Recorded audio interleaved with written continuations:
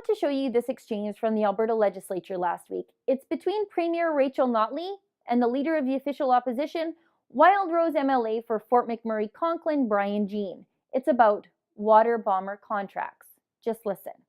Albertans are worried that the NDP doesn't know what a serious threat these wildfires are. We are down from 22 tankers in 2014 to only 16 today. Cutting back contracts from 123 days to 93 days is scaring bidders and Albertans away and could shrink our tanker fleet even further. It means all these contracts will expire by early August with less resources. How can the Premier possibly defend these types of decisions, putting our communities in Alberta at risk?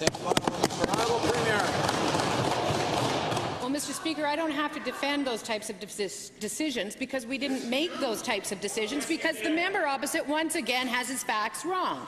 We have the resources that we need. They are in place in Fort McMurray. I get briefed at least twice a day. We are very concerned about this issue, and every single resource that is needed to fight that fire will be dedicated. No holds barred.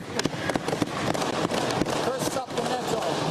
Mr. Speaker, they cut the budget for fighting forest fires. They did it. Nobody else did it. They need to take responsibility. This is serious. It's only May, and we can't just hope for wet weather to come around and to help. We need to get these decisions right. In February, a tender was issued for a water skimming air tanker group. On April 29th, this government cancelled the tender. All water skimming aircraft currently contracted are from Abbotsford, BC-based Conair.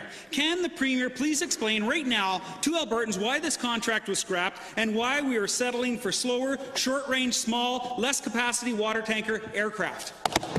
Honourable Premier. Mr. Speaker, as I have indicated to the member opposite a number of different times, the overall number of resources that will be dedicated to fighting fires are exactly the same as they were before, and in fact they could go up if the need goes up. The fact of the matter is this is about budgeting, how we profile the budget, but we've made it very clear, and all the contractors know full well that when we need them, they need to be there. They are there. They are being hired. Every resource that is required is being dedicated to this fire, Mr. Speaker, and the members opposite should stop the fear-mongering. Now this is the Martin Mars. It's Canada's largest water bomber. It's staged at Sprout Lake, BC, a short flight away from Fort McMurray. It could have been involved in the fight against the massive wildfire nicknamed the Beast by Fort Mac Fire Chief Darby Allen, but it isn't. The bomber isn't and won't be because it wasn't asked to be here by Alberta government officials. In response to the many demands and questions of concerned people wondering just why the company hasn't sent their massive water bomber in to help with the fires in Fort Mac, Martin Mars owner Colson Flying Tankers released this statement. Now it's a little bit long, but bear with me because it's very important. Firstly, if there was a request by the Alberta government to contract the Martin Mars, we would do everything in our power to support the request. In fact, we have offered one of our C-130s that could be made available immediately to the Alberta government. However, they currently do not see a need for it at the moment. We have our crews for it on standby regardless.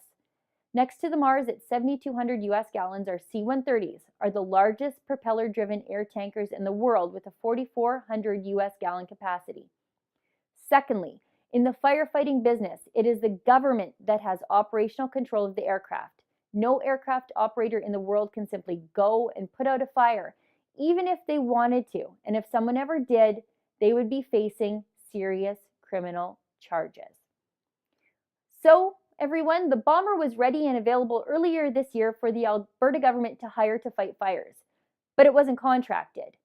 Didn't Rachel Notley just tell Brian Jean something different? The Premier said that every single resource that is needed to fight the fire will be dedicated, no holds barred. I guess except for hiring the Martin Mars when you could, or hiring the C-130 bomber in flight crew that Colson Flying Tankers is graciously offering us.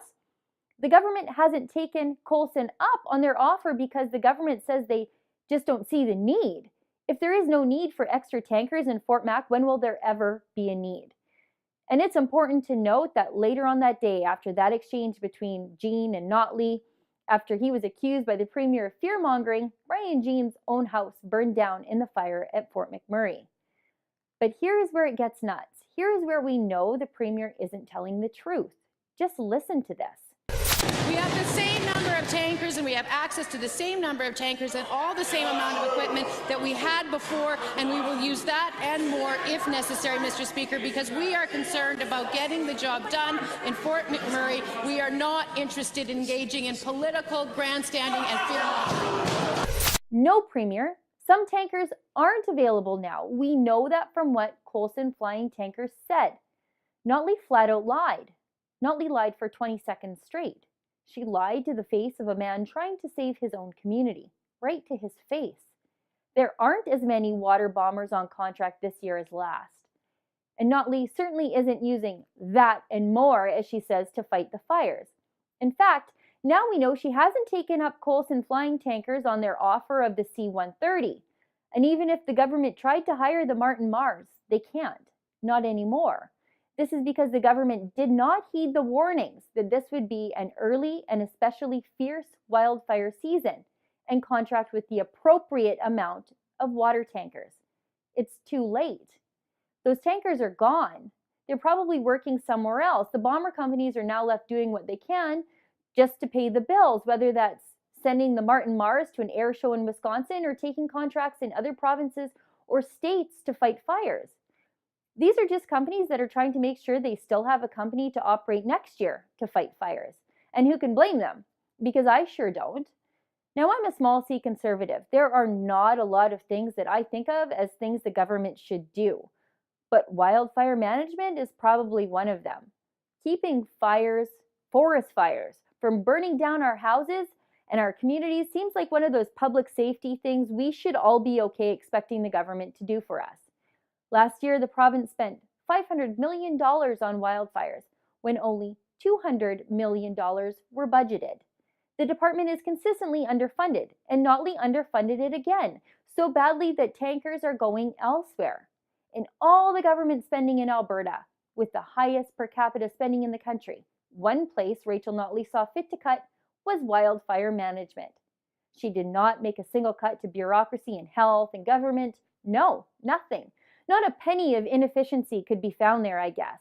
The only places she would cut were agriculture and the safety of Alberta's forest communities. For the Rebel.media, I'm Sheila Gunn Reid. Thanks for watching. Click here to never miss a Rebel update. Want even more of the Rebel? Well, click here to become a premium member.